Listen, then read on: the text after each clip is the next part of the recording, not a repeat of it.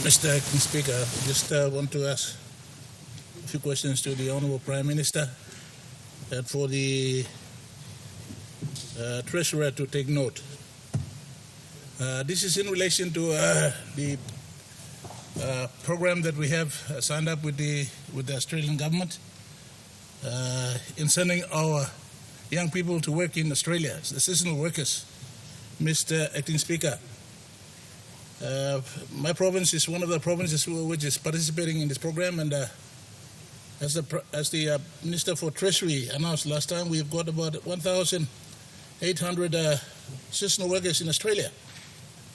Now, earlier this year, I was informed by my seasonal workers in Tasmania in March that they were having problems with the agency, the employment agency, who had brought them there. The name of the agency is Links. And I approached the LMU here at the Treasury, and unfortunately, LMU didn't do anything up until now. Only last week I went to Australia just to visit all my seasonal workers and was astonished to find 130 plus seasonal workers have not been working for over 4 months, living in a foreign country without employment. And these 130 plus have had their visas expired just last week. We send them to work. They and their families allowed our workers to go down to Australia thinking that they will make money and come home. Now these unfortunate workers are down there stranded without any money. When I tried to approach the workers to try and get them back into the country, they said, well, how can we go back? We haven't made any money. And their lease has expired. So Prime Minister, I'm just appealing to you, if you can contact the Australian government to give special consideration to these workers so they can be given an extension of some 3 or 4 months to make money and then come back to Papua New Guinea. That's the first question, Mr. Prime Minister. The second question is this. So much talk has been going on seasonal workers. We need to beef up liaison work in Australia. I realize that 2 people have been appointed as liaison officers in Australia. We need to fund them so they visit our workers. There's an agreement between the national government of Australia and us, but these are private people who are employing them. Now we must not just leave our workers to the whim of these employers. I find that there are certain things that we need to keep on visiting our workers and ensure that they comply to the contracts. So, Mr.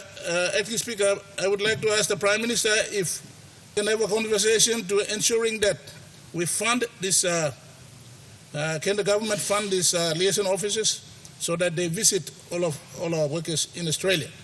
It's a new setting, we must remember that. These people are coming from the rural areas of Papua New Guinea. So, Mr. Acting Speaker, that's my basic question, but I want to applaud this government for actually engaging in this seasonal workers. It's giving our young kids who have nothing to do in the country to go to Australia and work. It also gives them an educational value. They experience life down there and they should be able to have positive mindset when they come back home. So congratulations to the Minister for Treasury and the government to ensuring that this program is in operation. But I want to also appeal to our government to ensure that our workers are protected. We have to be there to ensure that they are not abused. Thank you, Mr. Acting Speaker. The Honourable Prime Minister. Thank you, Deputy Speaker. Me like to thank you, Governor, long asking this important question, Governor of Enga Province. The seasonal workers that we're engaging under the labour mobility program with the Australian government is something that has never been done before. Since we took office, we pursued the option of formalizing engagements of Papua New Guineans to work in Australia under a temporary work visa and work arrangements that will see them get there, do the job, and come back to PNG with the money they've earned, as well as the experience that they've been able to gain in their work arrangements. But that has opened up an Australian government, by Mr. Deputy Speaker. I just want to appreciate both the Morris government and now the Labour government that is really very, very proactive in this space. They've indicated to us that and they've allowed for around 8,000 spaces for Papua New Guinean workers to get on there. They've also expanded a similar scope to all Pacific Island nations to go and find employment in seasonal workers, and possibility of expanding to permanent work permits in Australia as they qualify in other trades and other skilled qualifications. This is an opening that we've never had before, and I want to apologize to Governor for the 130 who are inconvenienced in the current arrangements. But for greater clarity, the program that Treasury is running, if you come through this program, Treasury will have total oversight to ensure that the program is run and visa requirements, employment requirements, everything will run its course. There are some districts who are pursuing this opening on their own, or some provinces who are also pursuing this opening on their own. I want to announce through this question, this sort of experience might happen. And so we will relook into these seasonal work arrangements to ensure we have one coordination here, and all provinces and districts are given equal opportunity, and the qualification of people to be engaged will be announced very soon. And speaking on top of my head, I just want to indicate we will not randomly pick anyone off the street just to send there. We want to send highly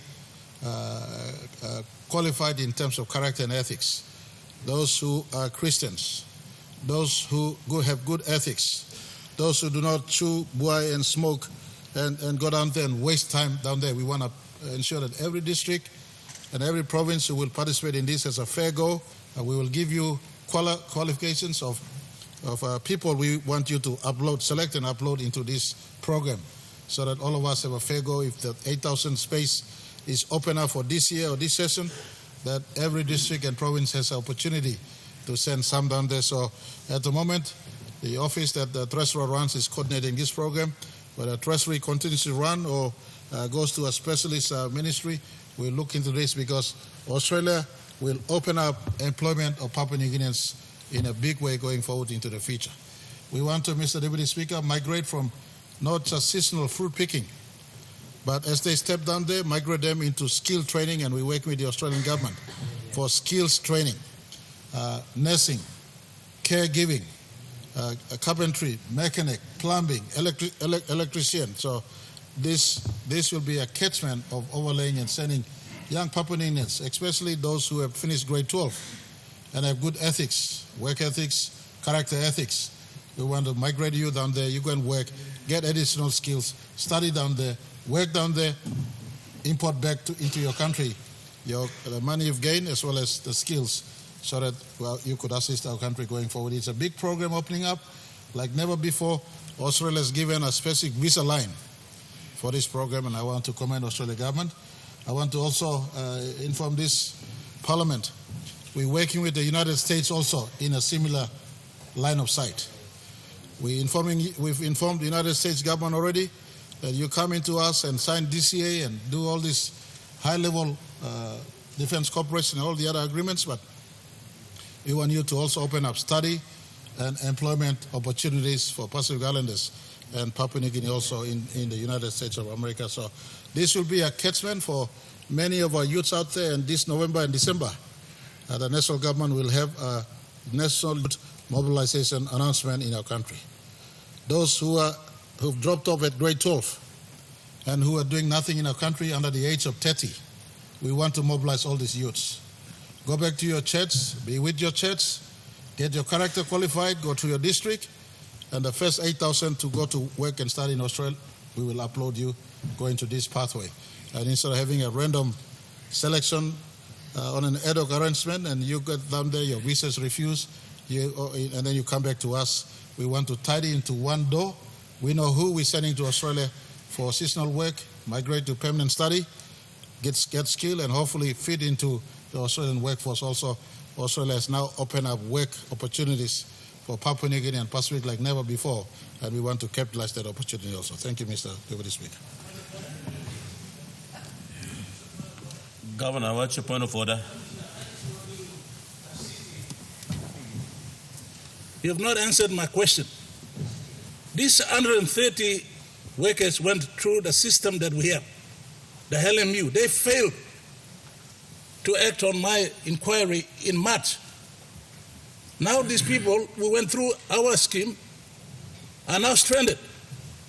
They have no visa, Prime Minister. So I am asking you to intervene and write to the Australian government or liaise with them to give them 3 or 4 months extra so they can work down there. This is not their doing. It is the fault of the employer agency and our LMU who have been sitting around. They have not acted. They are not working. I made a complaint earlier. They didn't act on it, and I had to go myself physically because they are my people who are stranded.